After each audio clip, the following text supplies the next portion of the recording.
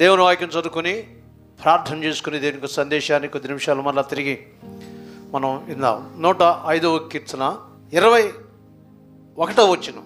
ఇష్ట ప్రకారము అతడు తన అధిపతులను ఏలుటకును తన పెద్దలకు బుద్ధి చెప్పుటకును తన ఇంటికి యజమానిగాను తన యావదాస్తి మీద అధికారినిగాను అతను నియమించను.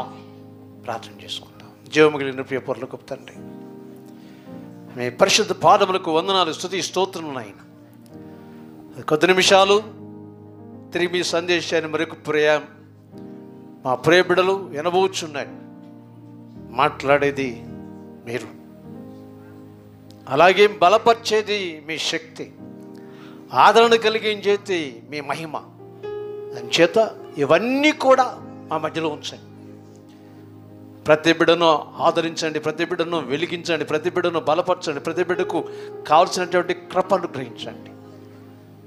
ఈ వాక్యము ద్వారా ప్రియబిడ్డల యొక్క మనస్సులో శారీరక శక్తి, ఆత్మీయ బలం ఖచ్చితంగా పొందినట్లు సహాయం వచ్చాయి.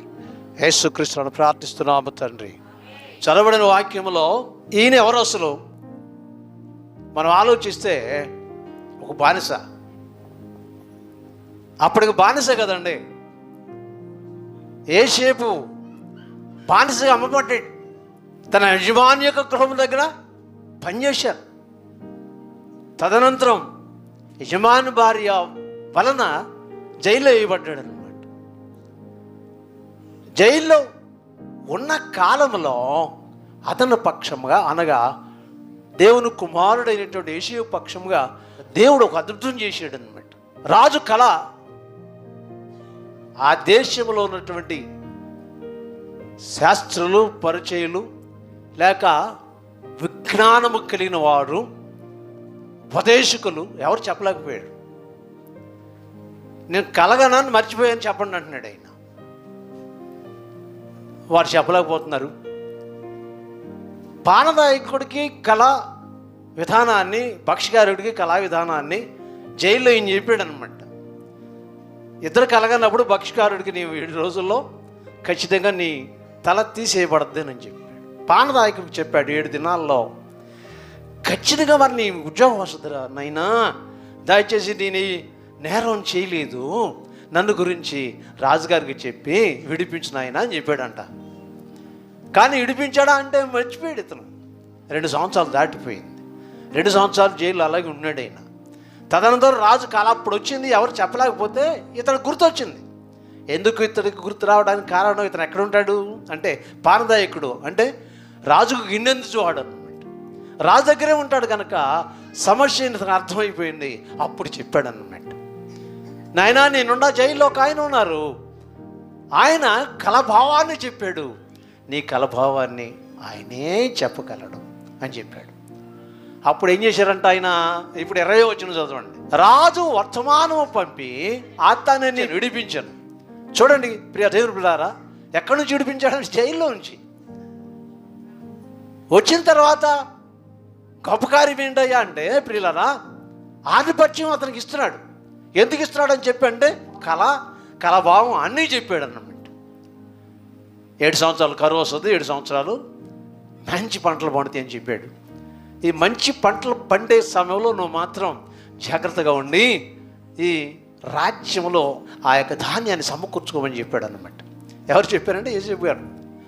అప్పుడు ఇలాంటి పరిస్థితి కలిగిన వ్యక్తి ఎవరు లేరు అయినా అంచేత ఇప్పుడు నాకు నీవే ఈ రాజ్య పరిపాలన చేయి, ఒక ఆధిపత్యం నీకు ఇవ్వబోతున్నాను. నేను స్తోత్రం కలుగునగా. ఈ వాక్య నెరవేర్పు యేసేపులో ఖచ్చితంగా జరిగిందని మనం అనుకోవాలి. యెషయా గ్రంథం ఒకసారి తీయండి, 49:23 వచనం. రాజులు నిన్ను పోషించు తల్లిదండ్రులుగాను దాదులుగాను నీ కొందరు. స్తోత్రం చెప్పండి ఒకసారి, హల్లెలూయా. ఏమండి ఇక్కడ రాయబడిన మాట యెషయా గ్రంథంలో ఏం చెప్తున్నారో తెలుసా? నీవు దేవుని పక్షంగా జీవిస్తే ఒక గొప్ప అవకాశం దేవుడు నీకు ఇవ్వబోతాడు. అదేంటంటే రాజులో నిన్ను పోషించు. దేవుని స్తోత్రం. రాజులు నిన్ను పోషిస్తారు. వారి యొక్క బలులు, వారి రాజుల యొక్క భార్యలు మీకేం చేస్తారంట, పాలిచ్చు దాదులుగా మీకు అవుతారు అని చెప్పాడు. యేషేపు పక్షంగా జరిగినదే. ఎందుకు యేషేపు పక్షంగా అలా జరగడానికి గల కారణం ఏంటి తెలుసా అండి? వరపుత్రుడు. అర్థమవుతుందా? ఆయన వరపుత్రుడండి.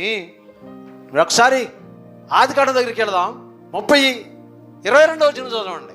దేవుడు రాహేలు మనవి ఆలకించెను. చాలండి, అలాగే ఉండండి. రాహేలుకు పిల్లలు లేరు. 30వ అధ్యాయంలో ప్రారంభం వచ్చిన ఒకసారి చూడండి. రాహేలు తనకు పిల్లలు కనకపోవుట చూచి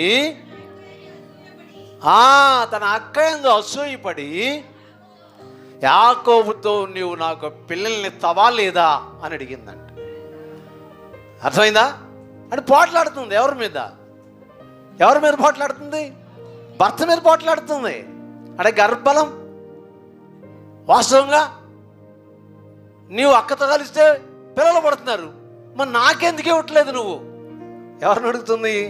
భర్తను అడుగుతుంది. ఆయన చెప్పాడు, నీకు గర్భఫలం ఇవ్వటానికి నిన్ను దేవునితో సమానం అనుకుంటున్నావా? ఆయన చెప్పాడు, నీవు ఎవరిని అడగాలో ఆయన అడుక్కోమన్నాడు అనమాట. జీవితం అప్పుడు మారింది, అర్థమైంది. అంటే నేను ఖచ్చితంగా నాలో ఉన్న అసూయతను పోగొట్టుకొని, అహంభావాన్ని తొలగించుకొని నా దేవునికి ప్రార్థన చేస్తే ఖచ్చితంగా ప్రతిఫలం నాకు వస్తుంది అని చెప్పి అప్పుడు ప్రార్థన చేయడం ప్రారంభించి. దేనికోసం? గర్భఫలం కోసం అండి. గర్భఫలం కోసం ప్రార్థన చేస్తుంది. దేవుని గోజాడుతుంది, అడుగుతుంది, ఏడ్చి అడుగుతుంది అన్నమాట. కన్నీరు కార్చి అడుగుతుంది. నా యజమాని నాతో మాట్లాడి నువ్వు ఎవరిని కోరుకోవాలో చెప్పాడు ఆయన. నా యజమాని దేవుడు నువ్వే అంటే తన భర్త యజమానుడు కదా. నా యజమానికి దేవుడు నువ్వే కనుక నీ ద్వారానే నాకు ఒక గొప్ప కార్యం జరుగుద్దని చెప్పి ఒక ప్రత్యేకమైన ప్రణాళికతో కూడిన మాట నా భర్త నాకు ఇచ్చాడు. కన్నీరు కాస్తున్నానయ్యా, నాలో నా అహంభావాన్ని అసూయతను తొలగించుకుంటున్నాను, ఒకసారి నన్ను జ్ఞాపకం చేసుకోమని చెప్పి ప్రార్థన చేసింది. ఇప్పుడు చదవండి. దేవుడు రాహేలు మనవి ఆలకించి తన గర్భమును తెరచెను. ప్రభు స్తోత్రం చెప్పండి. ఇప్పుడు ఆమె ప్రసవించిన తర్వాత ఆ కుమారుడికి యేసేపు అను పేరు పెట్టాను. చక్కని పేరు పెట్టుకుంది. ఆ పేరుకి అర్థం ఏంటి తెలుసా? యేసేపు అంటే ఫలించడి కొమ్మ. ఓట ఎద్ద ఫలించడి కొమ్మ. అంత గొప్ప పేరు పెట్టుకుంది. ప్రభు స్తోత్రం కలుగునుగా. ఈయన ప్రార్థన ద్వారా పుట్టిన వరపుత్రుడు. కానీ తన తమ్ముడైన బెన్యామీన్ కన్నప్పుడు ఆమె ప్రసవించిన తర్వాత చనిపోయింది. ఆ చనిపోయిన తర్వాత తన యొక్క పెద్ద తల్లుల దగ్గర ఈయన పెరిగాడు అన్నమాట. ఎవరో? యేసేపు. కానీ భక్తిగా జీవించాడు చిన్నతనం నుంచి.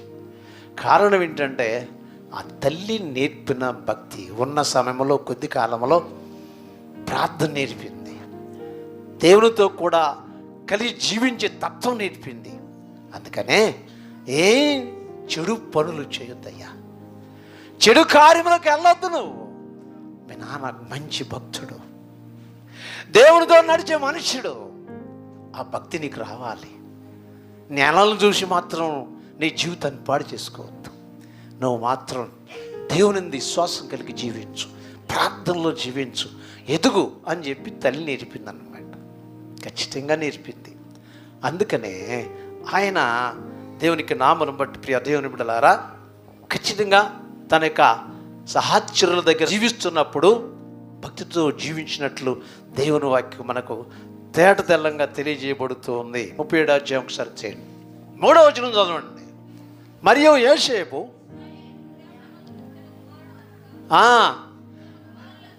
యాకోబు వృద్ధాప్యమందు పుట్టిన కుమారుడు గనక తన కుమారుల కంటే అతను ఎక్కువగా ప్రేమించను. అతనికి ఒక చక్కని రంగులతో కూడిన చక్కని నిలుటంగి ఆయన నేయించి తీసుకొచ్చి ఇచ్చాడంట. అన్నలకి ఏం జరిగింది తెలుసా? కోపం వచ్చింది. కానీ భక్తి జీవిత విధానం యోసేపులో ఉన్న సంగతి యాకోబు గ్రహించాడు. వాక్యంలో వ్రాయబడింది, పోయి అన్నల చెడుతనం తీసుకొచ్చి చెప్పేవాడంట. ఎవరికి? తండ్రికి. అంటే అన్నల చెడుతనం గురించి చెప్పాడంటే ఇతను చెడుతనం చేయని వాడుగా కనబడుతూ ఉన్నాడు. అక్కడ దేవుని సహవాసం కలిగిన మనుషుడిగా కనబడుతున్నాడు. దేవునితో కూడా జీవించే మనుషుడిగా కనబడు. అందుకనే దేవుడు దర్శిస్తూ ఉన్నాడు ఆయన్ని. కళలు ఇచ్చాడు, దర్శనాలు ఇచ్చాడు ఆయనకి కదా. తన అన్నలతో చెబుతున్నాడు, ఇదిగో మనందరం కలిసి కట్టేది కడతానికి వెళ్ళాం, పనలో కడుతున్నాం. అయితే నేను పట్టుకున్న పల అలాగే నిలబడి ఉంది. మీ పనులన్నీ వచ్చి ఈ 11 పనులు వచ్చి నా పనుకు సాష్టాంగపడ్డాయి అని చెప్పాడు. హై, నువ్వు రాజు అవుతావా? మేము మీకు నమస్కారం చేయాలా అని చెప్పి తిట్టేశాడంట. తెలుసా? మరొక్కలగన్నాడు, సూర్యుడు చంద్రుడు 11 నక్షత్రాలు సాగిలి పడుతున్నాయి అంట ఆయన ముందు. ఇది ఎవరో చెప్పాడు? సూర్యుడు చంద్రుడు మన ఆయన. చూసారా? అన్నలకు కావాల్సిన కళా భావాన్ని అన్నలకు చెప్పాడు. కానీ సూర్యుడు చంద్రుడు అంటే మా తల్లిదండ్రులు, 11 నక్షత్రాలు మా అన్నలో, ఇది మా నాన్నకు చెప్పాల్సిందే అని చెప్పి నాన్నకు చెప్పాడు అనమాట. ఏమని? నైనా సూర్యుడు చంద్రుడు 11 నక్షత్రాలు నిలబడి ఉంటే సాష్టాంగ పడుతున్నాయి, అయ్యేంటో నాకు అర్థం కాలేదు. తండ్రి మనసులో ఉంచుకున్నాడంట. నా కుమారుడు ఏమవుతాడో నైనా వెళ్ళిపో అన్నాడంట. గద్దించలేదు, తిట్టలేదు. ఏం జరగబోతుందో నా కుమారుడు పక్షంగా నాకు తెలియదు, కానీ ఏదో దేవుడి ప్రణాళిక నా కుమారుడి మీద ఉందని చెప్పాడు. అన్నలకు ఆహారం తీసుకెళ్ళాడు. వారు ఈ కళల కనువాడు వస్తున్నాడే, ఈయన చంపి గోదల వారేద్దాం అన్నారు. చంపితే ఏమొస్తుంది? చంపకుండా గోతులు పారేద్దాం అన్నారు. పారేశాడు. బాబు ఎంత ఏడ్చి ఉంటాడో, రోధించి ఉంటాడో. ఎక్కడైనా గోతులు వేసారండి ఆయన్ని, గోతులు పడవేశారు. భోంచేస్తూ ఉన్నారు. ఇస్మాయిలీలు వారు ప్రయాణం చేస్తున్నారు, వ్యాపారస్తులు అన్నమాట. ఇప్పుడు వారు అన్నల్లో ఒకడు, మన తమ్ముడు నా దగ్గర వచ్చి చెప్తే ఏమవుద్ది, వాడిని తీసి వీళ్ళకి అమ్మేద్దాం అని అన్నాడు. విషయం అది. బయట తీసి ఏం చేశారు తెలుసా?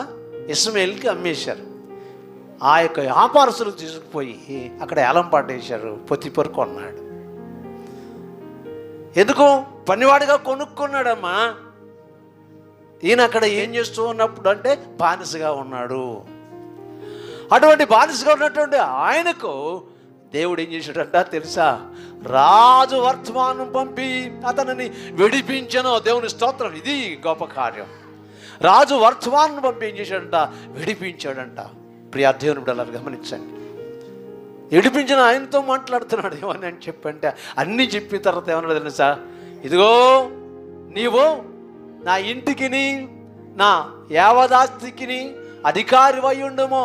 ఎంత గొప్ప కార్యం అండి. ప్రభు స్తోత్రం కలుగును గాక. ఇప్పుడు చదువుకున్న వాక్యం ఇష్టప్రకారం అతడు అధిపతులను నిలుటకును, తన పెద్దలకు బుద్ధి చెప్పుటకును, తన ఇంటికి యజమానిగాను, తన యావదాస్తి మీద అధికారినిగాను అతనిని నియమించను. దేవుని స్తోత్రం కలుగును గాక. హల్లెలూయా. చూడండి, దానికి ముందుగా 17వ వచనంలో ఒక చక్కని మాట ఉంది. మీరు చదువుతాను, జాగ్రత్త వినండి. వారికంటే ముందుగా ఆయన ఒకరిని పంపెను, యోసేపు దాసుడుగా అమ్మబడిను. వారి సంఖ్యల చేత అతనికి కాళ్ళు నొప్పించిరి, ఇనుము అతని ప్రాణమును బాధించను. ఎంత భయంకరమైన ఆలోచించండి. యోసేపు రాజుగా ఒక ముందు ఎన్ని బాధలు పడ్డాడో మీరు ఆలోచించండి. ఇనుము అతని కాళ్ళు ఆ తుప్పు పట్టే స్థితిని కలిగించను అని వ్రాయబడింది. అన్ని బాధలు పడ్డా సరే ఎడవలేదు ఎవరిని అని చెప్పండి. దేవుణ్ణి ఎడవల. నా దేవుడు నాకు నా తండ్రి దగ్గర ఉన్నప్పుడు కళ్ళు ఇచ్చాడే. ఎప్పటికైనా ఆయన నెరవేరుస్తాడు. నేను నమ్ముతున్నా. ఇది మనం నమ్మాలండి. కొన్ని సమస్యలు మనకు ఎదురు కావచ్చు. యోసేపు సమస్యలు ఎదురొచ్చాయి. ఇనుమంట తుప్పు కాళ్ళని తినేసిందంట. సంఖ్యల చేత అతనిని బంధించిరి. ఉందా లేదా వాక్యం? నేను సొన్నగా చెప్పట్లా మాటలు. యోసేపు దాసుడిగా అమ్మబడెను, వారి సంఖ్యల చేత అతని కాళ్ళు నొప్పించిరి, ఇనుము అతని ప్రాణం బాధించాను. అతడు చెప్పిన సంగతి నెరవేరు వరకు యెహోవా వాక్కు అతనిని పరిశోధించు. ఇదండి అసలైన విషయం. అతడు చెప్పినది నెరవేర్చబడి వరకు యెహోవా వాక్కు అతనిని పరిశోధించుచూ ఉండెను. దేవుడు అంటే ఏం చేస్తున్నాడంట? బాధ పెడతా ఉంటా, నేను ఉన్నాను నీకెందుకయ్యా అంటున్నాడంట. విషయం అది. దేవుని బిడ్డలా, నువ్వు దేవుని చేత పిలువబడి విశ్వాస జీవితం నడుస్తూ ఉన్నావు అనుకోండి, బాధా సమయంలో ఏం చేస్తాడో తెలుసా? ఊరట కలిగిస్తూ ఉంటాడు, నీతో మాట్లాడుతూ ఉంటాడు, ఆదరణ కలిగిస్తూ ఉంటాడు. అది మాత్రం నమ్ము. సమస్య జటిలమైనా సరే, బాధ ఎక్కువైనా సరే, సమస్యలు గృహానికి కుటుంబానికి కోకలగా నీకు వచ్చినా సరే, దేవుడు ఏం చేస్తాడంట? వచ్చి ఓడిస్తూ ఉంటాడంట. బాధపడొద్దు నా కుమార్, బాధపడబాక నా కుమారుడా, అయ్యో నాను, నేను కదా నిన్ను రక్షించుకుంది, నేను కదా నిన్ను పిలుచుకుంది, నేను కదా నిన్ను ఎన్నుకుంది, నేను కదా విశ్వాసగా నిన్ను నా జీవితంలోకి రప్పించుకుంది అని నీ హృదయాన్ని తట్టుతూ ఉంటాడంట. ఆ మనస్సును, హృదయ తట్టును దేవుడు తట్టినప్పుడు అవి గ్రహిస్తూ ఉండు, ముందుకు వెళ్ళిపోతూ ఉండు. దేవుడు సహాయం చేస్తుంటాడు. యోసేపుకి సహాయం దొరకలేదా? నేను ముందుగా చదివిన మాటలో యోసేపు జీవితంలో ఏం కార్యం జరిగిందంటే యెషయా గ్రంథంలో చెప్పాడు, రాజులు నిన్ను పోషించు తండ్రులుగాను, రాణిలు నీకు పాలిచ్చు దాదులుగా ఉందిరో. ఈ మాట యోసేపు జీవితంలో ఖచ్చితంగా నెరవేర్చబడింది. ప్రియ దేవుని బిడ్డలారా, ఖచ్చితంగా రాజు వర్తమానం పంపి అతనిని విడిపించను. చక్కని మాట కదా. ఎవరు విడిపించారంట? రాజు వర్తమానం పంపి అతనిని విడిపించను. వాక్యములో అతడు చెప్పినది నెరవేర్చబడే వరకు యెహోవా వాక్కు అతనిని పరిశోధించుచూ ఉండెను. అంటే విడిచిపెట్టలా. ఎక్కడ విడిచిపెట్టలా అంటే గోతులు వేసినప్పుడు విడిచిపెట్టలేదు, అమ్మేసినప్పుడు విడిచిపెట్టలేదు యెహోవా వాక్కు. అలాగే పొతీఫెర గృహములో దాసుడుగా మరి పని చేస్తున్నప్పుడు విడిచిపెట్టలేదు. పొతీఫెర భార్య అతని మీద కన్నేసి అతన్ని బాధించినప్పుడు కూడా విడిచిపెట్టలేదు. జైలుకి పోతానికి ఇష్టపడ్డాడు. జైలు వేసినప్పుడు కూడా జైలు అధికారి కంట యోసేపు మీద మనసు కలిగి ఉన్నటువంటి వారి మీద అధికారిగా పెట్టాడంట. మీరు వాక్యం చదువుకుంటే ఉంటుంది. దేవుని స్తోత్రం. అంటే ఎప్పుడు కూడా దేవుడు ఏం చేశాడు తెలుసా? ఆధిపత్యంతోనే నడిపించుకుంటూ వచ్చాడు. బాధలున్నా సరే, ఆ బాధా సమయంలో యోసేపు జీవితంలో దేవుని వాక్కు పరిశోధిస్తూ నడిపించిందంటే దేవుని స్తోత్రం కలుగునగా. దేవుని యొక్క విశ్వాస జీవితానికి నువ్వు పిలువబడ్డావు అంతే. ఏమా మన జీవితాలు దేవునికి అంకితం చేయబడ్డాయి. ప్రభువును మనం అంగీకరించాం. విశ్వాసగా జీవిస్తానికి అవకాశం దేవుడు కలిగించారు. ఇప్పుడు మనం అందరూ విశ్వాసులం, రక్షింపబడిన వారందరికీ కూడా విశ్వాస జీవితంలో నడుస్తున్న మన జీవితంలో సమస్యలు రావచ్చు. వెనక్కి వెళ్ళబాక, దూరం అవ్వబాక, ఎందుకు ఎప్పుడు కష్టాలే అనుకోబాకు. దాని వెనక మన దేవుడు మేలు దాచి చూస్తాడంతే. యోసేపు పడిన కష్టాలు మనమేం పట్టలా. అర్థమైందండి? యోసేపు అమ్మబడ్డాడు, అన్నల చేత కొట్టబడ్డాడు. యోసేపు తర్వాత గోతులు పడవేయబడ్డాడు, మళ్ళీ తీశాడు. ఎంత పెద్ద వాక్యంలో ఉందంటే అతను బతిమలాడు అంటాడు అన్నల్ని. యా అన్నా అన్నా అన్నా అని. అది భయంకరమా. సొంతోళ్ళండి, సొంత అన్నలండి. అప్పుడు యోసేపు జీవితం ఎంత బాధ అనిపిస్తుంటుంది. కానీ దేవుడు ఎర్రవనీళ్ళ, బాధ పన్నీళ్ళ, కొంగే స్థితి కరానకుండా కాపాడి ఉన్నాడు యోసేపుని. ఎందుకు అని చెప్పండి, ఆయన ఎంచుకున్నాడు కనుక. అతడు చెప్పినది నెరవేర్చే వరకు కూడా యెహోవా వాక్కు అతన్ని పరిశోధించుచూ ఉండెను. నీ జీవితంలో కూడా దేవుని వాక్కు ఎప్పుడు కూడా నీతోనే ఉంటుంది. దేవుడు కూడా నీతోనే ఉంటాడు. అలాగే నీ యొక్క జీవితానికి కావాల్సిన దాన్ని ఇవ్వటానికి కూడా ఆయన సహాయం చేస్తూనే ఉంటాడు. ఆయన అతీతుడు. కానీ సేపు పరిశోధిస్తున్న దేవుడు కనపడ్డా అంటే కనపడలే. కళ్ళ మాత్రమే జరిగాయి. ఏమో కనపడి మాట్లాడా? మాట్లాడలేదు. కానీ బలపరుస్తూ ఉన్నాడు ఆయన. అలాగే నీకు కూడా కనపడకపోవచ్చు కానీ నిన్ను బలపరుస్తూ ఉంటాడు. నీకు దూరంగా ఉన్నాడు నువ్వు అనుకోవద్దు, నీ దగ్గరే ఉన్నాడు. యోసేపుకు దగ్గరగా ఉన్న దేవుడు శ్వాస జీవితంలో నడుస్తున్న నీకు కూడా ఏం చేస్తాడో తెలుసా? దగ్గరగానే ఉంటాడు, సమీపంగానే ఉంటాడు, సహాయం చేయడానికి సహాయం చేస్తూనే ఉంటాడు. అంతే, నీకు కనపడదు. ఆయన చేయి కార్యములంట వాక్యంలో దావీదు చెబుతున్నాడు, ఆయన చేయి కార్యం కంటికి కనబడవు, చెవికి వినబడవు, హృదయానికి గోచరం కావు అని చెప్పండి. పాట ఉంది. కంటికి కనబడ నీవెన్నయో, చెవికి వినబడ నీవెన్నయో, హృదయ గోచరమో కాని ఎన్నయో, సిద్ధపరచితివ నాకై. హృదయ గోచరమో కాని ఎన్నయో, సిద్ధపరచితివ నాకై. ప్రభు యేసు నా రక్షక, నసగు కన్నులు నాకు నిరతమునే నిన్ను చూడా. ఎప్పుడు చూచా ఆ కన్నులు దాయిచేయమని పాటది. నేను ఎప్పుడూ చూస్తూ ఉండాలి నాయనా, నేను ఎప్పుడు చూస్తూ జీవిస్తూ ఉండాలి, నాకు అట్టి స్థితి నాకు కలిగించు అనే పాటను భక్తుడు రాశాడు. కనుక ప్రియ దేవుడు గమనించండి, మనం ఏమై ఉన్నామో ఆయన కృప వలన అయిన ఉన్నాం. యేసేపు ఏమై ఉన్నాడో ఆయన కృప వలన అయి ఉన్నాడు. అంతే, దేవుని స్తోత్రం కలుగునుగాక. అంచేత సమం వచ్చింది. అలాగే ఆధిపత్యం, అధికారం అనుభవించే స్థానం వచ్చేసింది. అందుకని విడిపింపబడ్డాడు. రాజు ఇంటికి తీసుకొచ్చిన తర్వాత కళాభావం తెలియజేసుకున్న తర్వాత ఏం చేయడం మొట్టమొదట వాక్య ప్రకారంగా మనం చూస్తే 22వ వచనంలో, ఇష్ట ప్రకారంగా అతడు తన అధిపతులను ఏలుటకు, తన పెద్దలకు బుద్ధి చెప్పుటకును, తన ఇంటికి యజమానిగానో, తన యావదాస్తి మీద అధికారిగా అతనిని నియమించను. స్తోత్రం చెప్పండి, స్తోత్రం చెప్పండి. ఇప్పుడు తన ఇంటికి అధిపతిగాను, తన యావదాస్తి మీద అధికారినిగాను అతను నియమించిన. అబ్బా, ఎంత అధికారం అండి, ఎంత ఆధిపత్యం! మీరు ఆలోచించండి. దేవుడు స్తోత్రం కలుగునగా. హల్లెలూయా. నిజంగా అది గొప్ప కార్యం కదా. అయిపోయింది. యేసేపు ఏమైపోయాడు? ఇప్పుడు రాజు అయిపోయాడు. స్తోత్రం కలుగునగా.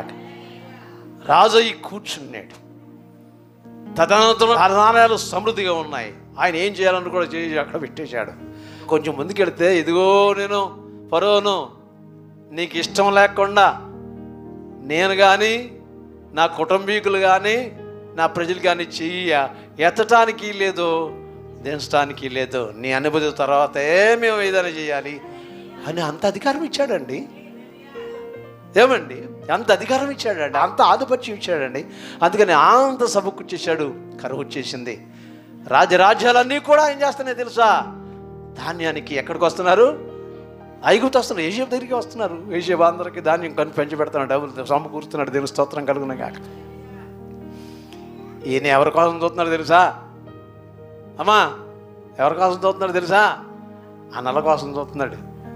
తప్పకుండా నాన్నలు వస్తారు, కనిపెట్టండి, ఎవరు ఎక్కడి నుంచో నాకు చెప్తూ ఉండండి అని చెప్పంటే పనివారు వచ్చి చెబుతున్నాడు, నాయనా యాకోబు కుటుంబంలోంచి వచ్చారండి అయ్యా, కానాన్ దేశం నుంచి అని చెప్పాను.